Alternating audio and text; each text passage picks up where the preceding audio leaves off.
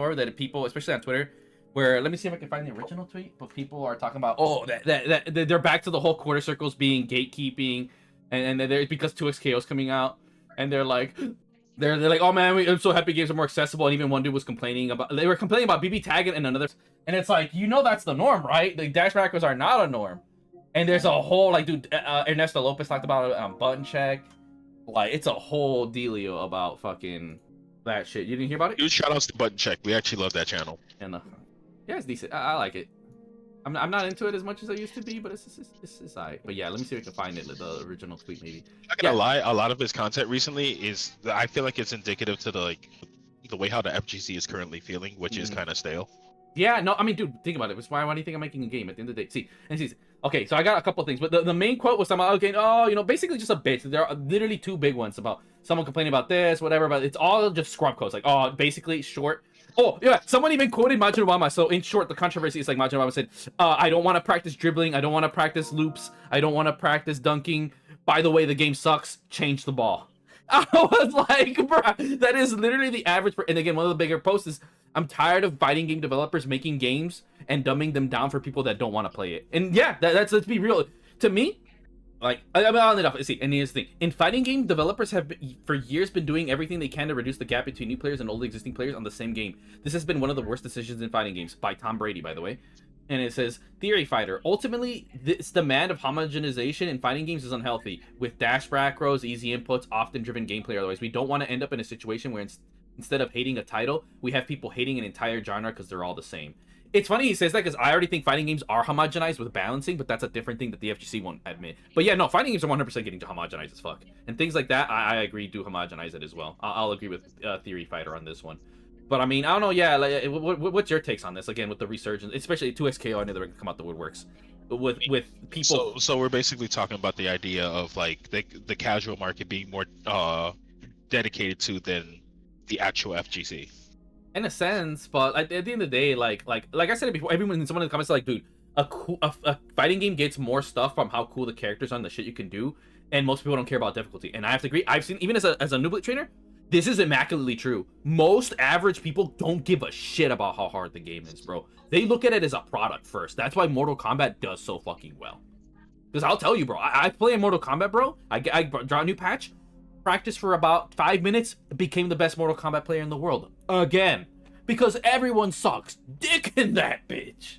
And mind you, Mortal Kombat's the easiest fighting game, and the whole thing is like, it's the point that it's true. The average person just doesn't want to work for their entertainment. It just don't, you know, they ain't gonna put in that money. So at the end of the day, to me, is that fighting games need to, one, have more content, have appealing content, and then have those people have something to do besides just try to sweat it out, right? That's not for everybody. You know, you can appeal to both crowds. They're just going about it the wrong way. You don't need to dumb down the entire game to appeal to the fucking vast majority of the market, but that's I feel like, kind of touching base on that, I kind of feel like Street Fighter did a decent job of, like, you know, hey, here's a story mode, and then we have this entire online mode where, you know, the hardcore people are definitely going to be staying there longer, just so they be able to throw hands with one another. Right, and even then they got something for the people. They got avatar battles. That's for normies. And on top of that too, modern controls. Like, hey, instead of doing the BB tag, everybody gets changed. Oh no, Street Fighter said, are you MLG? Here's classic. Are you not? Here's modern. Done. Like, why can't you have both? Porque no los dos? Like, literally, SF6 has a good template of what modern fighting games need to do a lot. It just fails in a lot of other different ways, like the small cast. The offline could have been a bit better, if we're being honest. You know, just small little things. Also, number one, the marketing. At the end of the day, mind you, SF6 did pretty decent job in marketing. It didn't do as good a job as Strive in marketing with, like, because it is true. I think in the modern era, you have to do marketing both, not just in like put YouTube ads or in big things. I think you have to also appeal to content creators. I think those 100%, that your gaming audience is with content creators, your normies are with everything else. I think that is the loop, and you have to do both, which is going to be a very expensive endeavor. But I think doing both is really good, because at the end of the day, people will see it, they hear good word of mouth, right? Because good word of mouth can still kick. Like, good word of mouth still works to this day, actually. I mean, good example. Most of the indie games that popped out, the most good example of Stars, that was a word of mouth ass fucking thing. And it happened because one streamer said, yo, this shit's tight. And it kind of started a fucking, you know, an after effect, you know? But yeah, at the end of the day, people are even saying, oh, that fighting games are gatekeeping. Like, no, it's not. And the other thing to me, like, what I personally think it is when people come to this discussion about gatekeeping, it's not the fact that the fighting games are, because they are. Like, see, and it's, people can't sit here and, like, this is where I'm at.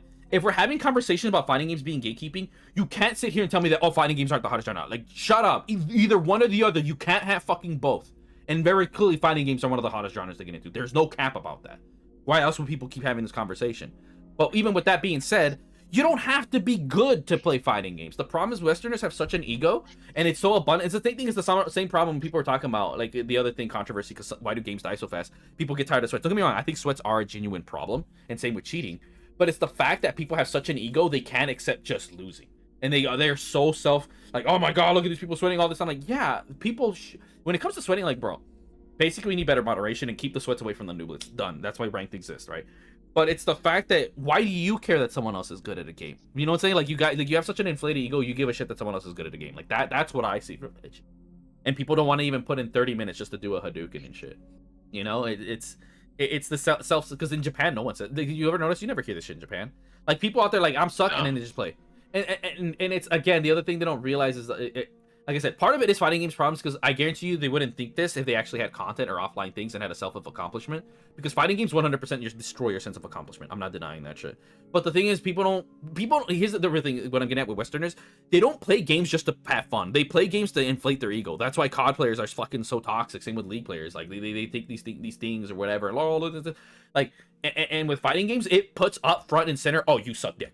Far more than any other genre, and they just can't eat that, you know. Like that one Korean chick, she called out everybody who don't play fighting. Like, dude, anybody can get decent at fighting games. It's not that it's just, you just have to put in time and effort. But you guys, like, the second you're not good at something, you give up. She even said, like, no, if you can't get good at a fighting game, it's just a lot about you in life. Like, when something hard shows up, you just give up. And I was like, yeah, no, that's what and I've noticed this trend, bro. I noticed the biggest people, and I stop when I'm like, you have personal problems. Like, you can just immediately tell how the weight, like if you get butthurt every single fucking loss, even when it's not your fault, you have a personal issue problem. That's what it 100% is. And I think that's really what it boils down to. These people, like, because every time you always hear, it's a scrub quote. Why do you think we have a thing called scrub quotes? You can tell these people suck dick. Same people who hate Dark Souls, like, you just suck dick. Like, basically, how to tell me you suck dick without telling me you suck dick. Like, these are the people that watch isekai anime, where it's a self-insert, oh, I'm a loser in real life, but in this isekai, like, no. Val, you would agree. If everyone got isekai, like, say gamers, I would be on top, because I'm an actual, like, I'm good at video games. I'm good at real life. I'm not a loser. Like, all these people who play their shitty Final Fantasy, here's a better way to put it. Let's get every loser nerd who plays turn RPGs or whatever and these isekai. If they were all in a boxing ring with me, they're all getting their ass knocked out. Because oh, I'm the highest rank in Final Fantasy. Yeah, that's a weak ass fucking game. That ain't real shit. You know, like, you guys are losers in the game and you're losers in real fucking life. That's why they have these. That's why isekais are popular, bro. It appeals to these losers. Oh, I'm gonna get a bunch of, you know what I'm saying? Oh my god, I can't fight in real life, so I'm gonna be a magic wizard that's level 100, or I can get all the bitches, because they can't get no bitches. I can get bitches. They can't fight. I can actually fight. You know, I'm like everything. I'm the antithesis to what the average loser gamer is. Like, they're losers in real life. They have no social skills, no job. They live in I mean, I live in my mom's house too, but I don't live in a basement. You know what I'm saying? Like, man, it's weird how I'm kind of looping into this, but at the end of the day, dude, this is just cope from losers. Like, you suck at life and you hate that there's a game that puts you on fucking blast that you suck dick. On God, like, to me,